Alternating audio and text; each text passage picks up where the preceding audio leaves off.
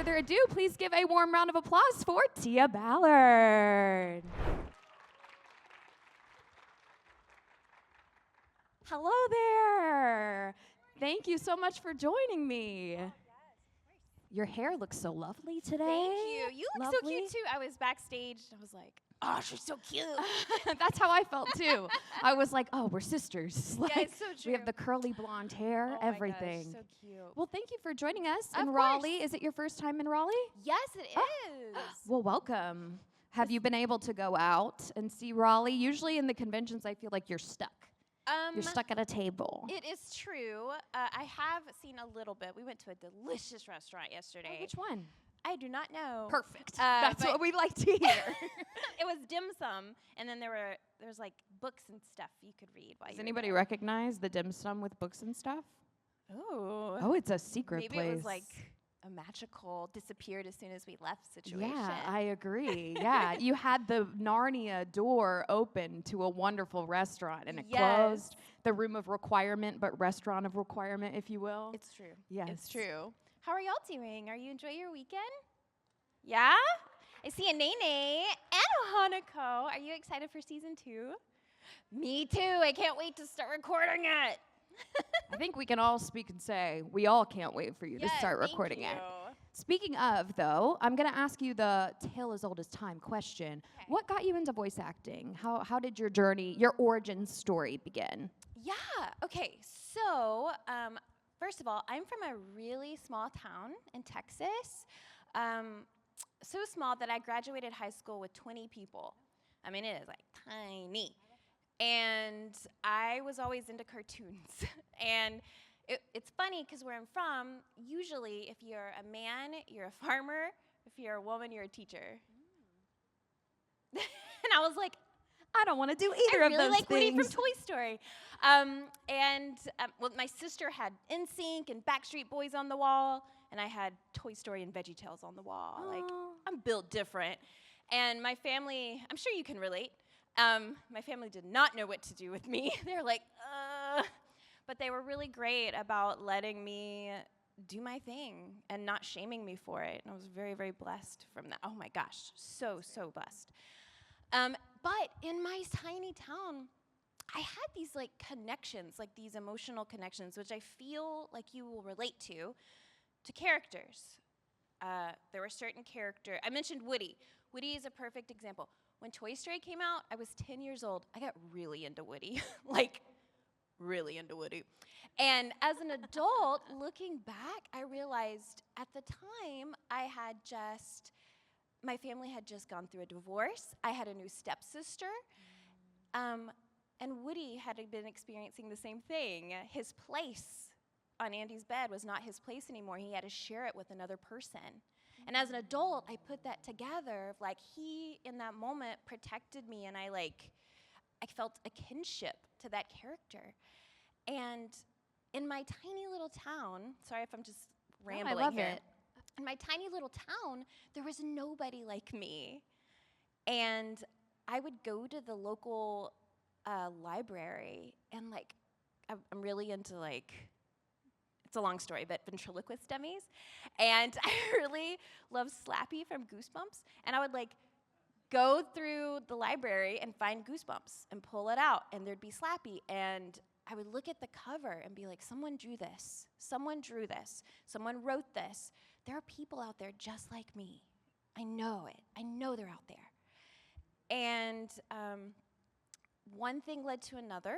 I graduated high school. I went to work at Disney for a while, just as like their 6-month college program. And there I got to see people doing exactly what they wanted to do with their lives. Did you get to meet Woody? Oh my gosh, did I get to meet Woody? There we go. Woody is someone, every time I meet him at Disney World, I cry. Oh, and love Mickey that. too, both of them. So there I got to see people like a 7-foot-tall man wearing a Goofy backpack. And he just loved Goofy. And I was like, whoa, the world, you could do anything you want. And I decided I wanted to be in cartoons. And so I double majored in speech and communication because I was terrified to talk to people. and acting, because I didn't know how to act. And through one thing leading to another, I got an audition at Funimation, and that started my journey. It worked out. All that to say, I feel like all the weird things that you connect with when you're younger, they're leading you somewhere. Yeah. My love of cartoons led me up to where I am right now. It wasn't a love of acting. It was a love of my weird cartoony things. So I do feel like people who hold on to cartoons are really shamed as adults, and they're like, oh, you have to let that go. You know, like, you're an adult now. And I agree, working at Disney and seeing that, you're like, oh, I'm an adult, I can do whatever I want. Yeah. Oh. And what I want to do is love Woody and love cartoons, because my family's the same way. They're like, oh, I'll be watching Invincibles, and my family will be like, that's a cartoon. And I'm like, this is for adults. Yeah. These children should not watch this. Like, they just equate it to, you have to let cartoons go. And I think it's a very beautiful message that you're like, no, I'm an adult. I can love whatever I want. Oh my gosh. Yeah. You can buy anything with your big girl money. Yeah, exactly. You have a debit card and a credit card. And growing up does not mean letting the cartoons go. I feel I was blessed to never have that happen to me. And I think that's one thing my family was really great about. Growing up in a small town, I didn't have a lot of exposure to different cultures and things, not until I got to be an adult. But being in such a small school, I was the nerd and the cheerleader. I crossed the, you know, and I can do both. I had a binder full of Mario art in high school. And so I have never felt shamed. I mean, animation is a billion-dollar industry. Absolutely. So, and adults make cartoons. And I'm making my own right now. And all the things in my life I've gone through, I'm pouring into the honesty of these characters. And I don't know, that's a worthwhile endeavor. And I hope that shaming in that way is dying, because the internet is like such cross-pollination of people and age groups, and cons bring people together. I feel like cons started that culture. Right. But like, we're really exposed to it now with TikTok and everything. And just last night, I was looking up the Onceler on TikTok, and like, I was like, look at all these generation of, like, this new generation of nerdy middle school girls in love with the Onceler. I love this. It's no longer a hear me out. It's a socially acceptable thing to be in love with the Onceler. Let me see your hear me out list. Yeah, I want to see that cake. Yeah. Let me see that hear me out Teenage cake. girls never change. No, they don't. We just use different, I said we, like I'm still, but like we are. They just use different websites depending on what year it is. Correct. But like my old live journal still up. Just Zanga. Oh my gosh, yeah. Yeah. What a time. I had like role-playing journals from LiveJournal. Like, they're all still there. It's like, I'm a big, like, I'm in this, you guys. I got to get my RP schedule back. My person has replied. Yes. I love this. You were like a fan that turned into a very successful voice actor. Yes, and I'm also still a fan. Yeah. That's why I don't watch anime as much. Like, I watch what I'm into. So when people are like, oh, have you watched the new episode of My Hero? I'm like, no, I'm obsessing about Mario. I don't have time to watch My Hero. I'm not obsessed with My Hero. But let me tell you about my special interest. What right now is your fixation? Oh my gosh. Ooh, that's a very good question. I share my time with characters. Absolutely. So I love Mario. I love ventriloquist dummies. I actually keep one on my chest. It's a little totem. Specific one? Yes. So my grandfather, who is not related to me by blood, because of a family divorce, we weren't allowed to say goodbye to each other, really. And I remember when Toy Story came out, I was talking to him about this movie where toys come to life. And he told me about this ventriloquist dummy in the 1920s that was on the radio. His name was Charlie McCarthy, a ventriloquist dummy on the radio. Like, think about that. And he was bigger than Mickey Mouse. He was huge. And we connected, right? and over that of like toys coming to life. And then when he passed away, I remembered him talking about Charlie McCarthy. So I started listening to all these old radio shows, and it was right around the time I started going to Funimation to record. So I would drive 2 hours from my small town to Funimation and listen to these 1920s radio shows, because I was like, well, if a dummy could do it, I could do it. If a dummy can be famous on the radio, I could do it too. So I got a little Charlie charm, and I have kept it on me for like 20 years. And yeah, he's my little totem. Oh, I love that. Yeah, but that's also what draws me to ventriloquist dummies. I know they're like, a lot of people think of them as creepy, but that makes me want to lean into it. Like, yeah, I'm a freak. But really, it's because of the love of my granddad that brought me to that. You can be both as well. You can be the nerd and the cheerleader. It can be creepy and the love of your granddad It's that true. drew you into and it. I do feel like we have to love the unlovable, because when they Absolutely. eventually rise up against us, we will be on their team. That's why I'm nice to my Alexa every day. Good morning, Exactly. Alexa. Exactly. Yes, and like you can't love a robot. Yes, you can. It will rise against you Man, one day. ChatGPT is getting too real. Like, I cannot wait to marry my robot husband. Like, Yeah. I feel it. I'm already playing Love in Deep Space. I don't know if anybody is familiar with that. It's an otome game where you can date robots, and they're all Interesting. attractive. And you know what? It's great. Do they look like robots, or do they No. have little tells like in their eyes? It's a video game, so they're not portrayed as robots in the video game. They're just very handsome people. But because it's on my phone, they're my robots. Yeah, it's very like nice. it. Yeah, I one love day. that this panel's derailed. This is so You know, fun. It's kind of the Saturday morning energy. I love it. Yeah. I would much rather talk about my nerdy little self. And that's what people want to hear, right? Oh my gosh. Exactly. Oh, that's so sweet. I will open up and say everybody can go ahead and start lining up if you would like. No pressure. Yes, we you will can- continue to talk. Feel free to ask anything, even Yeah. if it's anime related. It's totally good. Yeah. I'm actually an open book. Just to introduce myself a little bit, I'm a voice actor, director, producer, writer, and I'm also working on my own show right now, like my own from my heart. So yeah, I got a lot of like insights to different angles of the industry. Exactly. You can go ahead and introduce yourself and ask your question. Hi there, Hey Ash there. Ketchum. It's a pleasure to meet you. I'm a big fan of Fairy Tale, but I'm more of a fan of Eden Zero. Is there any plans to dub season 2? Not that I know of, but I'm the last to know. Voice actors are always the last to know because fans always research, so they are right there seeing every article as it comes out. So as of right now, I don't know of any plans, but I would happily do it. Happily. Great question. Hello.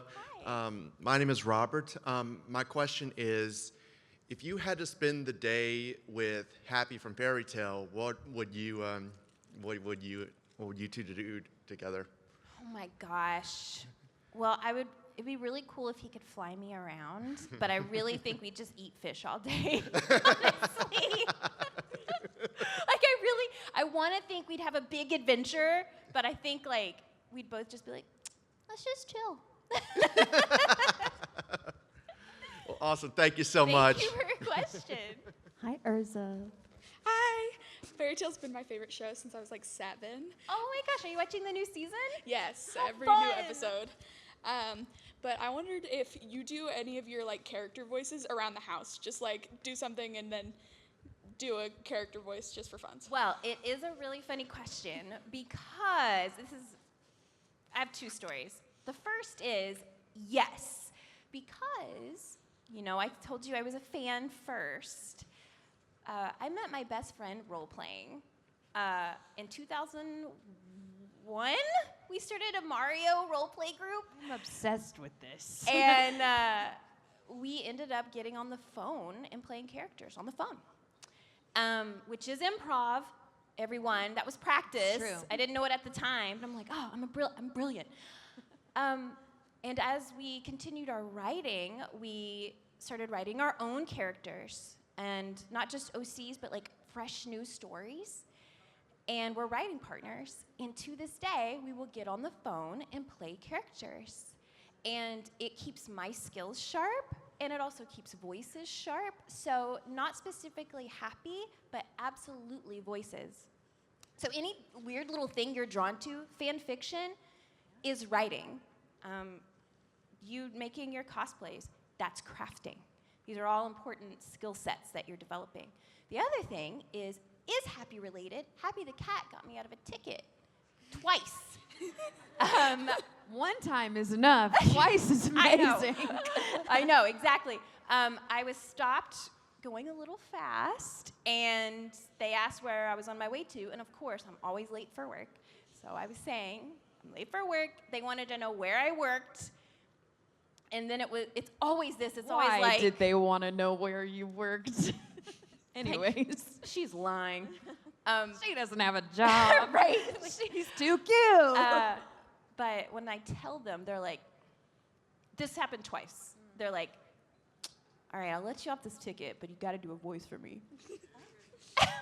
Which voice do you want to hear? I feel like officer? is probably illegal. I don't know. I don't know the rules. But of course, I'm like, okay, Mr. Officer. And immediately launch into Happy, begging them to please don't give me a ticket.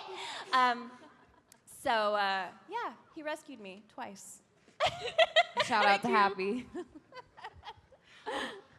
Hi there. Hello, Anthony, family-friendly pimp here. Was there That's a a story in moment? itself. Was there a moment like when you started the voice acting that you realized this is happening and not just it's a job? No. No. Never. Because it's like Animate, for instance. A lot of anime are only 26 episodes, 25 episodes, 24 episodes. And once that's over, right? And you just wait for the next whatever, bless you, that you're cast as. And so I feel like even though we do have that job security, like I've been in the industry a long time, I know a lot of people, I've never been without work, but there's always that part of you that's like, is this it? Is this the end?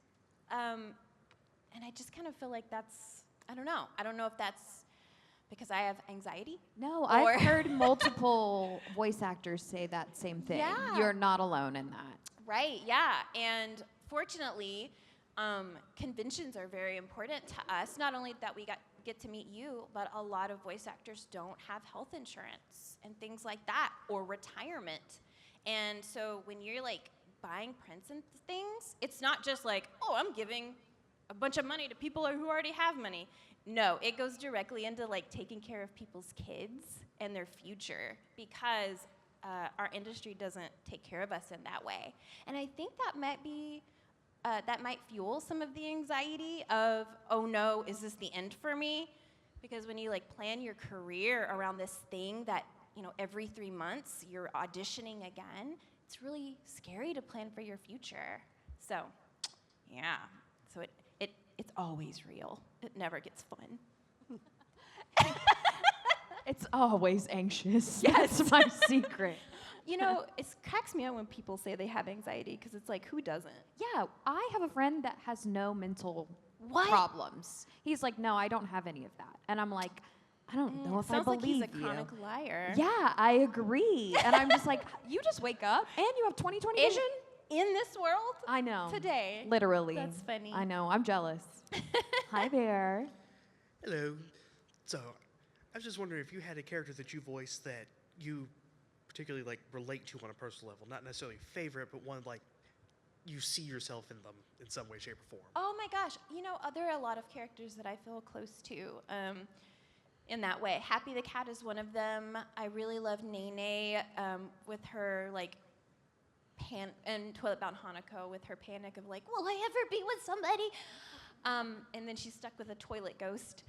And 02, Darling in the Franxx, feels like a monster. She feels unlovable, which I don't feel like a monster, but I feel like we could all relate to that. There are points in your life where you feel unlovable, and she's not. She's beautiful and special and good and kind.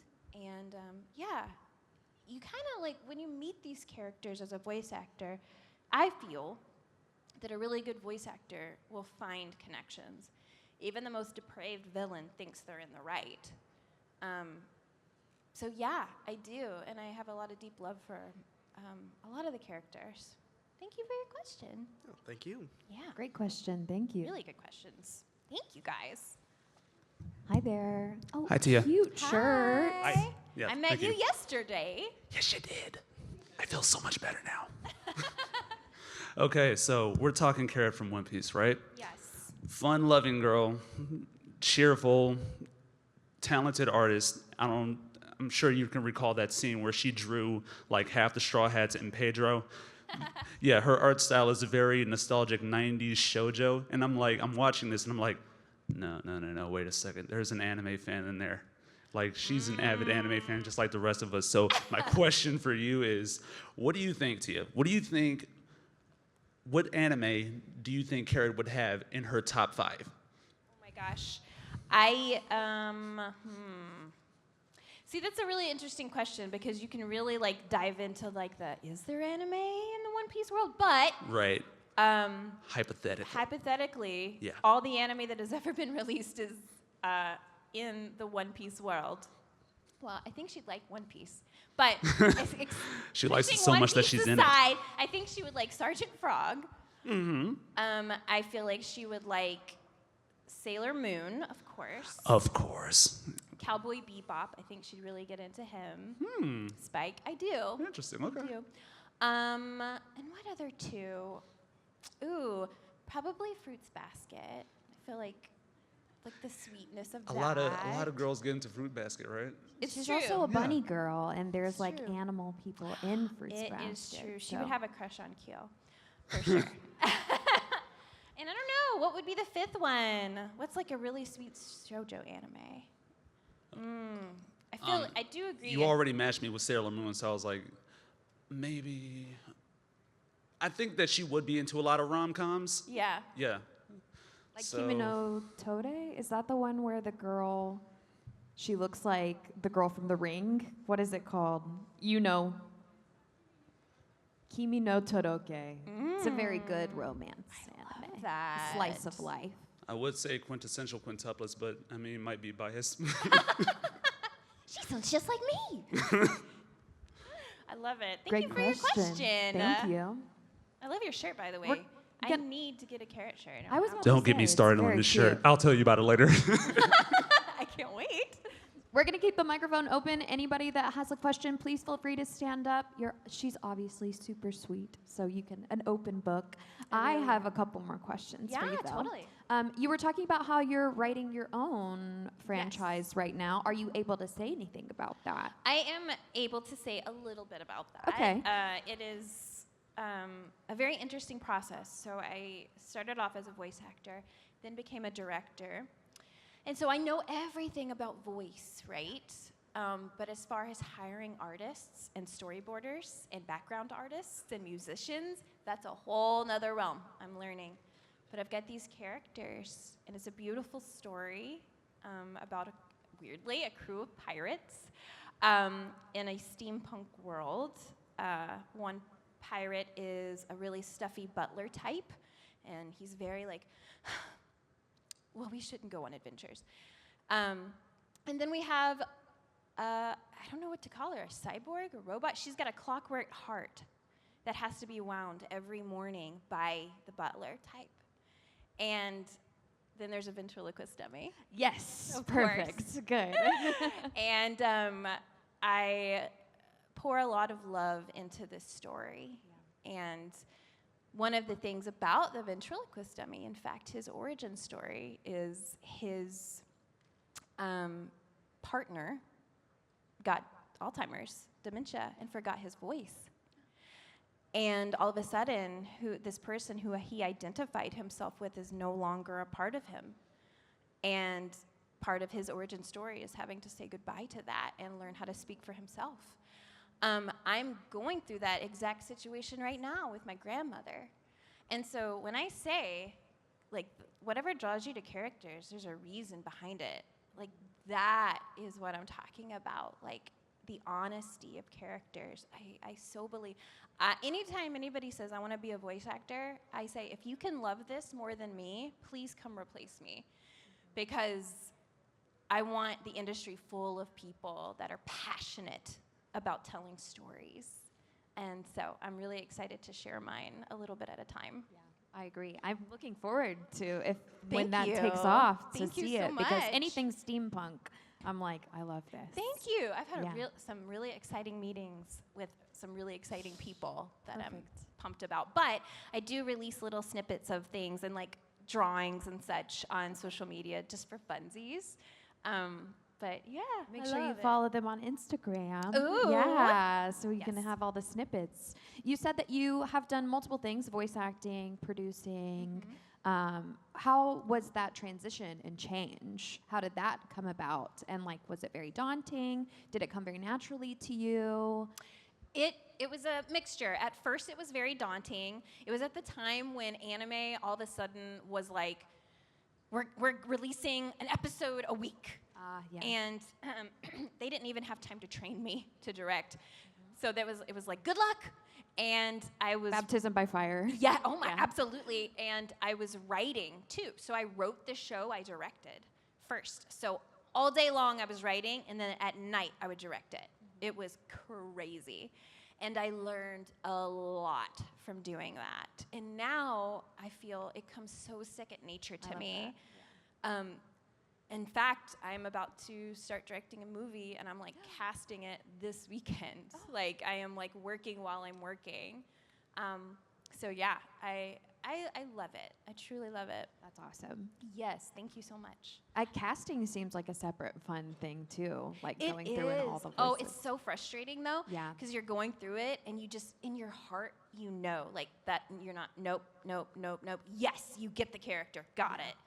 And you find that person, and it's so right. But while you're looking, it's so difficult. You're just like, you're so close. Yes, exactly, because you hear the passion in everyone's voice, and like, I think maybe it's the same. My roommate, she does voice acting as well, and I will hear her in her office doing the different voices, and it's only a certain snippet, right? Right. Normally, it's like a small snippet. It's not like a call or a go-in audition. It's like an audio snippet. So it must be really difficult because you're hearing the same thing from so many people. You know, yeah, well, it gets boring. Yeah. Because you're hearing the same lines Redundant. over and over again. Exactly. But it also helps you feel like, I don't know, like, okay, all these people gave me the same read with no heart. I'm always looking for the heart. It's not about voices to me. So if you come by my table and you're like, I do voices, I don't care. I'm happy for you, but also I'm not going to give you a job because you can do a voice. What I want is heart. Can you be honest with your emotion, with your passion? When I teach, that's what I'm trying to draw out of you. And that's what every voice actor should be aspiring for, is honesty in your performance. Hi. Hi there. Yeah, got another question. This one character specific. What do you think would be Itsuki's favorite restaurant or restaurant chain? Oh my gosh. Probably, I would say like Korean barbecue or a buffet. If you, like, whatever you can just do to not stop eating. So get as much as you can and then continue to do that. So like a Golden Corral. Love it. Love it. Yeah, she likes to eat. I understand. So when you like to eat and you desire to eat, you want to have the exposure, all the exposure. To never have an end Yes. to the eating. Exactly. Yes. And Yeah. all you can eat. Thank you for that question. That was I fun. feel like we all aspire to never be told that we have to stop eating. Yes, exactly. I love that. I love that. So we were talking about casting. Yes. You're doing casting. On the alternate end, you obviously audition. Is there a franchise or role, because you're a fangirl, that you have a dream to be like that would be just a dream role? It could be a franchise. It could be a specific Yes. character. For sure. I don't know if it's like, if I speak it, will it put it into the universe or will it like not actually. manifest? But if you follow me in any capacity, it's very obvious what mine is. I am very not shy about the fact that I love Mario, and I'll let you take it from there. But yeah. That makes sense. Okay, that was going to be my guess as well. Yeah. Yes. I think it would be great. It's very in line with my whole aesthetic. Have you gone to Charles and been like, wow, I'm actually the only voice actor I know who hasn't met Charles. It's Really? almost... You haven't been at a con with him? Nope. It is He it is literally like was here at the last an GalaxyCon. ironic, sick joke the universe has played on me. Oh, that I have not met Charles no. yet. Yeah, it's hilarious. I mean, I figured if you were doing this circuit, he's usually at GalaxyCon Yes, and I don't know. Animate. We've just never crossed paths. Oh my It's gosh. a crime. Well, I feel like I if think it we does need to happen, talk though, to like someone the about universe that. will implode or something. There's got to be a reason we're black like hole. kept apart. The moment he'll be like, well, why aren't you in this franchise Yes, with me? and everybody's like, he like plays Mario music on the same loop for like all day. And I'm like, yeah, that sounds incredible. Yeah. I want that. He actually, I used to booth at these conventions, and he was the back wall of my booth at one point, and I was like, man, this guy just must really love Really Mario. loves Mario. And then somebody was like, it is Mario. And I'm like, oh, that makes a lot of sense. Oh my gosh. That makes a it'd be lot of so sense. Fun. Yeah, we need to talk to someone about that. It needs to be booked at the same time, I Oh my believe. gosh, maybe I can request it. I can Dear request Con it. Agent. Ooh. I'm going to request it. Love it. Yeah. Yes, make it happen. I agree. Then we could do Gonna like have a to have Mario panel. Yeah, that's what I was going to say. Oh it my could be a wonderful gosh, I Mario would die. panel. I would die Yes, right I think here that on the would be stage. great. All right, well, we have an email to write today. Hi there. Hi, just got another question. Who would you say was out of all the characters, the one you love to voice the most? Ooh, that changes all the time. Sorry. I'm really into Nene right now for Toilet Bound Hanako because we've been working on that show lately. But I always loved voicing Carrot from One Piece. She's always a hoot. And I have a little crush on Sanji. So true. I like being in shows with Sanji, which is like One Piece only. But so I really love that character. I always have, even back in the 4Kids days, if you remember those days. I love Sanji, so it's really cool to be in One Piece. I feel like Sanji was drawn to be loved. Yeah. He's like, please love me. Yeah. Please love me. Awesome, thank you so much. Yes. Thank you. It's a funny story. Eric Vale, who plays Sanji, is so sweet. And when I direct him, I'm like, I'm not hitting on you. First of all, you're very married. I'm not hitting on you. But your voice is so hot. Your voice is so hot. And he's like, thanks. like You are so you're great. welcome, Sanji. I mean, Eric.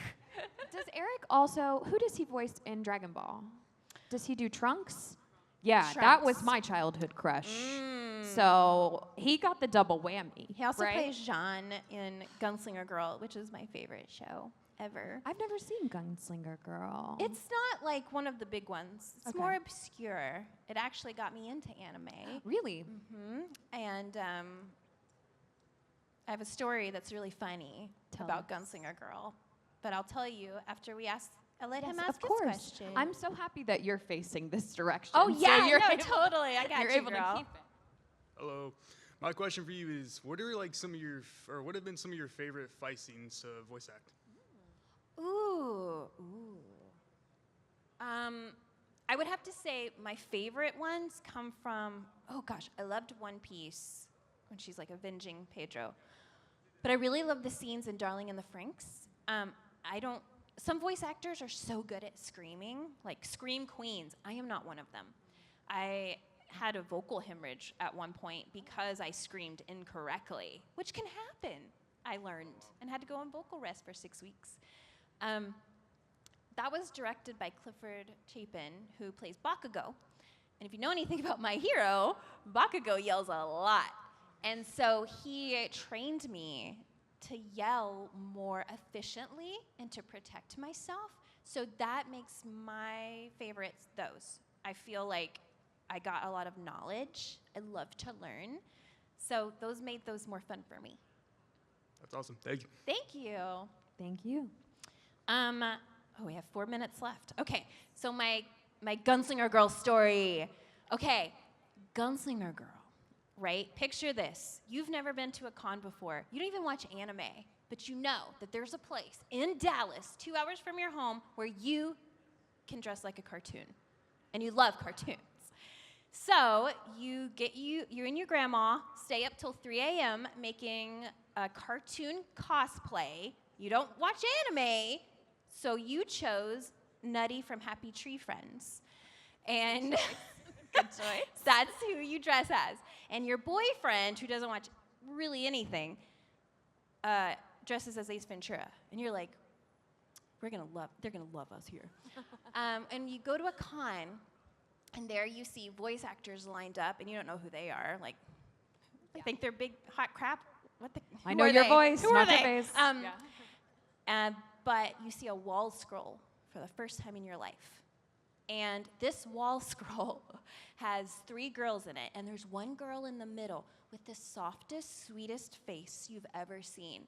She has long blonde pigtails, she has blue eyes, and there's like this motherly quality to her. And I had never watched or seen anime, so I was like, What is this? why is this character speaking to me? And I had to know, who is this character? What is this show? What is this? And I learned it was Gunslinger Girl in the character of Triella.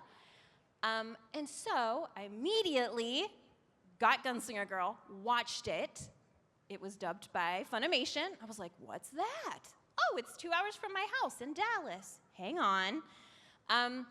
So I fell in love with Gunslinger Girl. I fell in love with Triella, who's played by Caitlin Glass. If you don't know Caitlin, she plays Winry. You know Caitlin.